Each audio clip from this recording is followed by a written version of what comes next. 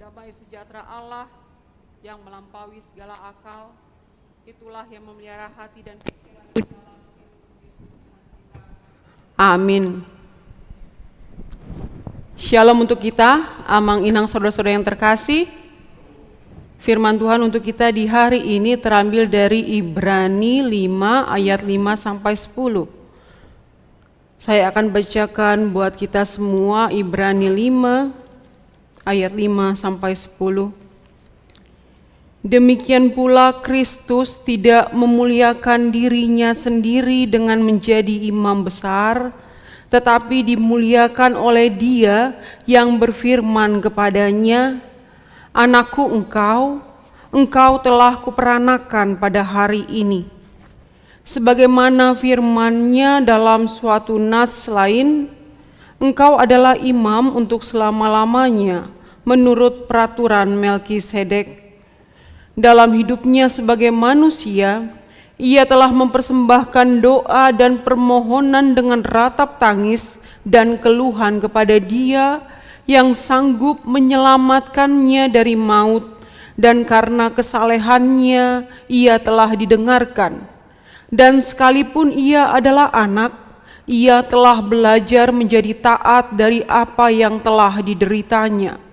Dan sesudah Ia mencapai kesempurnaannya, Ia menjadi pokok keselamatan yang abadi bagi semua orang yang taat kepadanya, dan Ia dipanggil menjadi imam besar oleh Allah menurut peraturan Melkisedek. Demikian pembacaan firman Tuhan. Bapak Ibu saudara-saudara yang terkasih, kalau saya sebut nama Frederick Silaban, nama yang tidak asing di kuping kita, apa yang tercetus ketika kita mendengar Frederick Silaban? Masjid Istiqlal yang amat sangat megah itu, arsiteknya adalah Frederick Silaban. Tugu Monas yang menjadi landmark ibu kota Jakarta, itu pun karya beliau. Kita mengingat juga Stadion Senayan yang merupakan stadion terbesar di Asia Tenggara. Kita lihat Tugu Selamat Datang di Bundaran HI. Kita juga lihat gerbang makam pahlawan Kalibata. Itu adalah beberapa karya dari Frederick Silaban. Dia lahir di Bonandolok, orang tuanya Raja Panogu Silaban dengan mamanya bernama Nuriyah Boru Simamora. Dan pada akhirnya mereka ini dibaptis Raja Panogu Silaban dengan bernama Raja Jonas Silaban. Dan Frederick Silaban pun dibaptis menjadi Kristen oleh seorang misionaris yang mungkin jangan-jangan malah tak pernah kita dengar nama ini. Frederick Silaban dibaptis oleh Wilhelm Müller. Kita mau sedikit bercerita tentang Wilhelm Müller. Siapa dia? Bulan Maret 143 tahun yang lalu, ia lahir di Ekenhagen, di Jerman. Dan pada akhirnya dialah yang mendirikan jemaat Kristen pertama di Bonandolok, Humbang Hasundutan. Ia berhadapan dengan Singamangaraja, ia mencoba untuk menyelamatkan jiwa-jiwa, mencoba untuk orang banyak, orang Batak dibaptis di dalam nama Tuhan Yesus. Itulah Wilhelm Müller, sosok nama yang jangan-jangan tidak pernah kita dengar. Kita boleh lihat 14 tahun ia melayani di Bonandolok sebelum ia pindah ke Dolok Sanggul dan akhirnya pindah ke Pearaja. Tetapi Bapak Ibu saudara-saudara yang terkasih, 1940 ketika Belanda kalah terhadap Jerman, orang Belanda menangkapi semua orang Jerman di Samudra Hindia Belanda, termasuk orang-orang Jerman yang berada di Indonesia ditangkapi. Karena apa? Belanda tidak suka dengan Jerman. Semua orang Jerman ditangkapi dan mereka ditawan di Sobolga. Dipindah lagi ke Kuta Cane, dan satu kali orang-orang Belanda akan membawa semua tawanan Jerman ini untuk pindah ke Sri Lanka. Sebanyak 476 orang tawanan Jerman, termasuklah di situ Wilhelm Müller, termasuklah di situ istrinya Wilhelm Müller yang bernama Adele. Tetapi penjaranya sampai matinya Wilhelm Müller, ia tidak pernah tahu di mana Adele di penjara. Bapak Ibu Saudara-saudara yang terkasih, itulah Wilhelm Müller.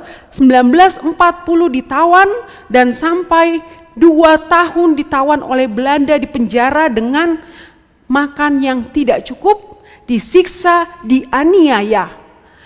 2 tahun kemudian ada rencana Belanda untuk membawa Wilhelm Müller, semua tawanan Jerman untuk ke Sri Lanka dan menaiki yang namanya kapal Inhofe. Bapak Ibu Saudara-saudara yang terkasih, 18 Januari 1942 ada sebuah pesawat Jepang yang menjatuhkan bom secara membabi buta. Pesawat Jepang mengira, orang-orang Belanda di dalamnya. Mereka tidak tahu ada tawanan Jerman di dalamnya. Orang-orang Belanda di dalam kapal Inhofe. Maka pesawat Jepang menjatuhkan bom secara membabi buta dan kita tahu kemudian kapal itu akhirnya tenggelam. Wilhelm berada di ruangan paling bawah. Orang-orang yang berada di ruangan paling atas berusaha menyelamatkan diri karena bom itu, dan beberapa menyelamatkan diri sampai ke pantai Pulau Nias. Bagaimana dengan Wilhelm Müller?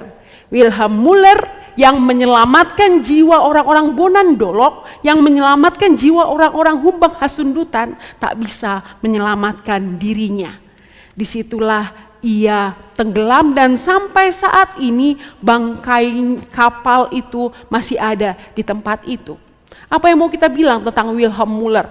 Tak pernah ketahuan mayatnya, tak pernah kita dengar namanya, tetapi buah karyanya itulah Frederick Silaban, itulah Masjid Istiqlal, itulah patung selamat datang di Bundaran HI. Buah dari sebuah ketaatan Wilhelm Müller. Kita boleh bilang bisa saja Wilhelm Müller hanya ongkang-ongkang kaki, ongkang-ongkang kaki di Jerman, hidup tenang, hidup nyaman. Tetapi ia demi sebuah ketaatan memberitakan firman Tuhan supaya lebih banyak orang yang berdoa kepada Tuhan, supaya lebih banyak orang yang percaya kepada Tuhan. Ia hadir di Bonandolok untuk mengalami banyak peristiwa-peristiwa yang tidak mengenakan. Adele istrinya selamat dan kembali ke Jerman. Disitulah Adele bercerita tentang Wilhelm Müller. Walau saya tidak pernah melihatnya sejak 10 Mei 1940, saya tahu Wilhelm Müller, suami saya, ada bersama dengan bapaknya. Itulah Wilhelm Müller. Tak seelok nama Nommensen yang terkenal di mana-mana. Tetapi Wilhelm Müller, Frederick Silaban, lihat Frederick Silaban, lihat juga karya Wilhelm Müller yang membaptis orang tua dari Frederick Silaban, yang membaptis Frederick Silaban. Bapak Ibu Saudara-saudara yang terkasih, apa yang mau dikatakan tentang kisah ini dengan ayat kita di hari ini? Ini bicara tentang ketaatan. Inilah suara pemberitaan oleh topik kita di saat ini. Ketaatan seorang anak yang akhirnya disesah, yang akhirnya dianiaya, yang akhirnya melewati via dolorosa demi keselamatan manusia. Kalau kita lihat, saya boleh baca di ayat 7, dalam hidupnya sebagai manusia ia telah mempersembahkan doa dan permohonan dengan ratap tangis dan keluhan kepada Dia yang sanggup menyelamatkannya. Kita diingatkan doa Yesus, Sang pokok keselamatan, Sang Mesias yang menurut peraturan Melkisedek ini, Yesus yang mana? Yesus yang dalam Matius 26 ayat 39 mengatakan, ia berada di sebuah taman, ia lalu sujud berdoa dan berkata, ya Bapa, jika sekiranya mungkin biarlah cawan ini lalu daripadaku. Tetapi jangan seperti kehendakku, kehendakmu yang jadi. Dia masih gelisah, dia berdoa lagi, ya Bapa, lalukan cawan ini daripadaku. 3 kali Yesus berdoa supaya ia tidak menderita, supaya cawan ini berlalu. Tetapi inilah ketaatan ayat 8 di ayat kita di hari ini. Dan sekalipun ia adalah anak, ia telah belajar menjadi taat dari apa yang telah dideritanya.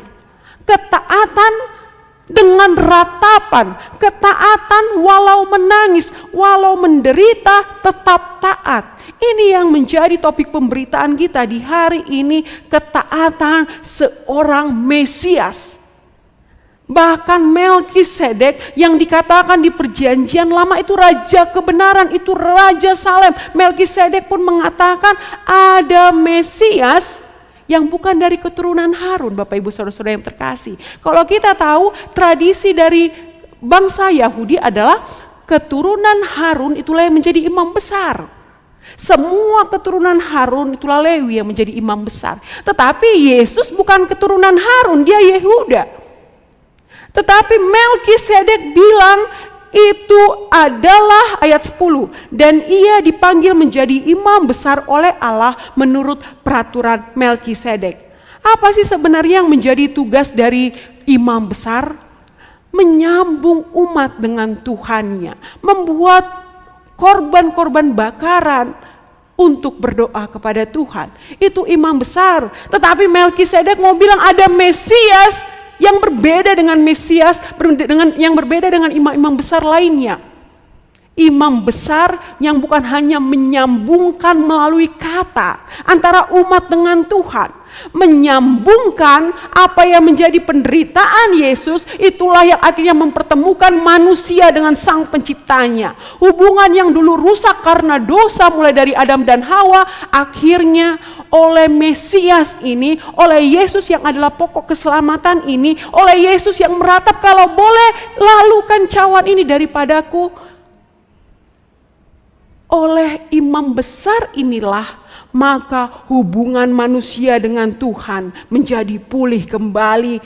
Yesus pokok keselamatan, ia akan mengalami via dolorosa, dan itulah yang membuat kita menjadi selamat. Itulah yang akan kita rayakan beberapa minggu ini. Kita akan Jumat Agung dan akhirnya Paskah. Minggu depan sudah Minggu Palmarum, mau mengatakan dia datang untuk menyelamatkan kita. Kita mau bilang ada ketaatan walau menderita, walau bergumul, walau Yesus mengatakan lalukan cawan ini daripadaku. 3 kali ia berdoa dengan menangis supaya ia tidak sengsara, tetapi demi ketaatannya kepada Sang Bapa, demi tujuan ilahi, demi keselamatan, ketaatan itu akhirnya menjadi kematian. Dan karena kematiannya kita selamat. Kita boleh lihat inilah ketaatan. Frederick Silaban hasil buah dari Wilhelm Muller yang dengan taatnya ia bersiap untuk menghadapi si Singamangaraja. Dengan taatnya ia tenggelam dan bangkai mayatnya saja tak pernah ditemukan. Ketaatannya membuat banyak orang percaya di Bonandolok. Ketaatan Yesus membuat kita semua menjadi selamat, kita semua menjadi bagian dari kerajaan Allah. Sehingga sebenarnya tidak logis bukan kalau kita bilang saya kan sudah banyak berdoa. Sudah banyak sekali pelayanan yang saya lakukan. Kenapa Tuhan memberikan pencobaan demi pencobaan? Kenapa Tuhan memberikan pergumulan silih berganti? Dan akhirnya kita kecewa kepada Tuhan. Itu tidak logis ketika kita bandingkan dengan ayat ini. Sekalipun ia adalah anak, ia telah belajar menjadi taat. Anak itu sendiri pun yang harusnya disayang-sayang, yang harusnya mendapat perlakuan istimewa, anak itu pun ternyata menderita luar biasa. Sehingga tidak logis ketika kita bilang saya berdoa, saya pelayanan, saya A, saya B, saya C, kenapa saya menderita? Sang anak pun menderita. Tetapi balik lagi, akhirnya ia menjadi pokok keselamatan yang abadi bagi semua orang yang taat kepadanya. Karya ketaatan membuat banyak orang percaya. Karya ketaatan membuat banyak orang yang berdoa kepada Tuhan. Karya ketaatan membuat kita menjadi selamat. Bapak Ibu Saudara-saudara yang terkasih, kita ingat sedikit 8 tahun yang lalu. 21 Maret 2013, HKBP Setu, Bekasi. Itu pada waktu itu masyarakat setempat merubuhkan gereja itu. Apa yang dilakukan oleh warga jemaat bertengkar? Tidak. Mereka mengambil pisau melawan masyarakat? Tidak. Yang dilakukan oleh jemaat HKBP Setu di 21 Maret 2013 adalah mereka berkeliling gedung gereja HKBP Setu sambil bergandengan tangan dan memuji Tuhan dengan ratapan, dengan tangisan. Mereka mau bilang, hanya Yesus jalan keselamatanku. Kalau gereja ini boleh rubuh, hanya Yesus tetap gunung batuku. Dengan tangisan ibu-ibu itu menangis, Tuhan, biarlah kami berdoa kepadamu. 21 Maret 2013. Tidak sampai 1 tahun gereja HKBP Setu bisa berdiri dengan lebih baik lagi, dan bahkan yang tak pernah ada AC menjadi ada AC. Karena apa? Ada bantuan dari jemaat-jemaat, termasuk ada seorang jemaat Cina yang mendonasikan banyak dana untuk HKBP Setu. Kita lihat karya kesetiaan, Tuhan adil ternyata. Tuhan memberikan kebaikan-kebaikan bagi orang yang taat, bagi orang yang setia. Tadi juga menjadi doa di syafaat kita, 21 Maret 2021 tahun yang lalu. Mungkin Parlado mengingat ketidaksatuan kata. Bagaimana ini? Pandemi, bencana nasional, gereja nggak boleh buka. Tetapi Parlado bilang, pendeta bilang tidak boleh, tidak ada ibadah. Kita belum punya cara, bagaimana cara supaya beribadah. Masih dengan bersih tegang, bagaimana caranya? Ada yang bilang ditutup saja, pemerintah bilang. Tetapi ada yang bilang kita harus ibadah. Akhirnya Tuhan memberikan kebijaksanaan untuk HKBP Tebet, untuk Parlado HKBP Tebet, kita jalan ibadah dengan live streaming, hanya bermodal sebuah handphone. Dan kita mau bilang, pergumulan penutupan rumah ibadah tidak menghentikan orang percaya untuk beribadah kepada Tuhannya. Jadilah live streaming HKBP Tebet, jadilah live streaming yang saat ini semakin membaik lagi, dan pastinya karena Tuhan yang memberkati. Tantangan tidak membuat kita berhenti melangkah. Ancaman tak berhenti membuat kita berpikir apa yang terbaik menurut kehendak Tuhan. Akhirnya besoknya 22 Maret 2020 dengan deg-degan, dengan masih meragukan bagaimana ini bisa atau tidak, jalan saja. Ternyata Tuhan akhirnya memberkati HKBP Tebet. Dan saat ini juga kita dihadapkan, Bapak, Ibu, Saudara-saudara yang terkasih, 1 tahun pas pandemi berjalan. Mungkin yang terjadi kemudian adalah pergumulan tentang keuangan. Dari mana uang sekolah, dari mana supaya anak saya bisa PJJ atau daring, dari manalah saya bisa memenuhi kebutuhan hidup sementara PHK ada. Tetapi hari ini bukti kita dicukupkan. Maka kita mau bilang syukur kepada Tuhan. Kita tetap taat kepada Tuhan, tetap tidak beranjak dari kesetiaan kita kepada Tuhan. Pandemi membuat orang-orang ada di rumah, bahkan pertengkaran suami istri antara orang tua dan anak semakin banyak. Itu menjadi pergumulan di masa pandemi ini, tetapi hari ini kita mau bilang lagi syukur kepada Tuhan, kita masih bisa mempertahankan rumah tangga kita masih bisa mempertahankan hubungan kita terhadap anak dan semakin harmonis lagi. Maka itu semua bermula dari ketaatan. Ketaatan yang membuat kita harus melangkah tetap di dalam nama Tuhan, ketaatan yang membuat kita, Tuhan kami lemah, kami angkat tangan. Disitulah Tuhan ternyata turun tangan. Hari ini menjadi bukti bahwa Ia ada bersama dengan kita, Bapak Ibu Saudara-saudara yang terkasih. Ia ada bersama dengan keluarga yang kita kasihi. Ia ada bersama dengan pekerjaan kita. Ia ada bersama dengan kebutuhan anak kita. Ia ada bersama dengan apapun yang menjadi pergumulan dan doa kita. Ia adalah pokok keselamatan, dan Tuhan memberikan keadilan. Seperti Minggu Judika, Tuhan memberikan keadilan bagi setiap orang yang taat, bagi setiap orang yang setia kepada Tuhan, bagi orang yang tetap tidak beranjak daripada Tuhan. Yesaya 40 ayat 31 mau mengatakan, tetapi orang-orang yang menanti-nantikan Tuhan mendapat kekuatan baru. Mereka seumpama raja wali yang naik terbang dengan kekuatan sayapnya. Mereka berlari dan tidak menjadi lesu. Mereka berjalan dan tidak menjadi lelah. Engkau yang lelah, Amang dan Inang, saudara-saudara yang terkasih, engkau tidak akan lelah di dalam Tuhan. Engkau yang lesu mungkin, tetapi kekuatan lebih seperti raja wali dicurahkan kepadamu, dicurahkan kepada kita semua. Ini bukti bahwa kesetiaan kepada Tuhan, ketika kita tetap berpikir kita setia kepada Tuhan, kita berdoa kepada Tuhan, hanya Tuhan satu-satunya kekuatan. Lihat, ada berkat-berkat yang siap, ada buah karya yang mungkin di dalam hidup kita nggak merasakannya. Wilhelm Muller tidak pernah berpikir buah karyanya adalah Masjid Istiqlal yang diterima dari seorang non-muslim. Tidak akan pernah berpikir dia dalam hidupnya akan ada karya itu. Maka kalau sekarang ini kita tidak melihat karya dari ketaatan, lihat Tuhan akan memberikan keadilan. Mazmur 37, anak cucu orang percaya tidak akan meminta-minta. Walaupun ia memberikan pinjaman, lihat, tidak akan meminta-minta anak cucu orang percaya. Oleh karena itu Bapak Ibu Saudara-saudara yang terkasih, nantikan buah-buah yang manis dari ketaatan-ketaatan kita. Nantikan buah-buah yang baik dari ketaatan-ketaatan kita. Mungkin belum kita temui, tetapi yakini tak berkesudahan kasih Tuhan atas apa yang kita perbuat di dalam Tuhan. Amin, mari kita berdoa. Kasih-Mu Bapa yang melingkupi kami sampai saat ini mengingatkan kami bahwa banyak karya-karya dari sebuah ketaatan orang percaya, dan hasil karya ketaatan itu adalah kami juga ya Allah, kami yang bisa berdoa kepada Tuhan, kami yang bisa berharap kepada Tuhan. Oleh karena itu kami serahkan diri kami Tuhan, supaya apapun yang menjadi pergumulan kami tetap mengingat Engkau adalah pokok keselamatan kami. Tidak ada kekuatan yang lebih dari kekuatan-Mu ya Allah kami, sehingga doa kami, pikiran kami, hati kami hanya tertuju kepadamu saja ya Allah kami. Berkati setiap pergumulan kami sehingga pergumulan membuat kami lebih dekat kepada Tuhan.